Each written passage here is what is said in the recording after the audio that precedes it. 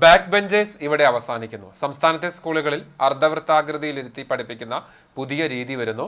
Erumapetty Mangad RCC LP സ്കൂളിലാണ് തരംഗമായി മാറിക്കൊണ്ടിരിക്കുന്ന പുതിയ രീതി നടപ്പിലാക്കിയിട്ടുള്ളത്. കഴിഞ്ഞ വർഷം പുറത്തിറങ്ങിയ സ്ഥാനാർത്ഥി ശ്രീകുട്ടൻ എന്ന മലയാള സിനിമയിലൂടെയാണ് ഇത്തരത്തിലൊരു ആശയം ഉടലെടുത്തത്.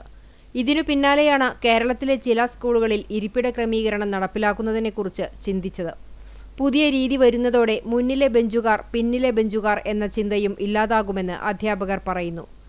മങ്ങാട് RCC LP സ്കൂളിൽ ഈ മാതൃക പരീക്ഷണാർത്ഥമാണ് നടപ്പിലാക്കിയിരിക്കുന്നത്. വിദ്യാഭ്യാസ വകുപ്പിന്റെ വിവിധ പരിശീലന പരിപാടികളിൽ ഈ ആശയം ചർച്ച ചെയ്തിട്ടുണ്ട്. സിനിമ ഇറങ്ങിയപ്പോൾ പ്രചോദനമാകുകയും ചെയ്തു. ക്ലാസ് മുറിയിലെ എല്ലാ കുട്ടികൾക്കും തുല്യ പരിഗണന ലഭിക്കുന്നു എന്ന പ്രത്യേകത കൂടി സംവിധാനത്തിലുണ്ട്. ക്ലാസ്സിലെ കുട്ടികളുടെ എണ്ണമനുസരിച്ച് ക്രമീകരണം നടത്തി 1ാം ക്ലാസ് മുതൽ 4ാം ക്ലാസ് വരെയുള്ള ക്ലാസുകളിലാണ് പുതിയ രീതി നടപ്പിലാക്കിയിട്ടുള്ളതെന്ന് പ്രധാന അധ്യാപിക CR ലിജി പറഞ്ഞു. കുട്ടികളെ പിന്നോക്കാവസ്ഥയിലുള്ള കുട്ടികൾക്കും തുല്യ അവസരം ഉറപ്പുവരുത്തിക്കൊണ്ട് എല്ലാവരെയും മുൻനിരയിലേക്ക് എത്തിക്കുക എന്നുള്ള ലക്ഷ്യത്തോടു കൂടിയാണ് കുട്ടികളെ ഷേപ്പിൽ ക്ലാസ് റൂമുകളിൽ അവരെ ഇരുത്താനായിട്ട് ശ്രമിച്ചത്. ജൂൺ മാസം തൊട്ട് ഇപ്പോൾ 1 മാസത്തിലേറെയായി കുട്ടികൾ അങ്ങനെയാണ് ഇരിക്കുന്നത്. അത് വളരെ നല്ലൊരു മാറ്റമാണ് എനിക്ക് തോന്നിയത്. കാരണം എല്ലാ കുട്ടികൾക്കും ടീച്ചറുടെ അടുത്ത് തുല്യ അവസരമാണ്.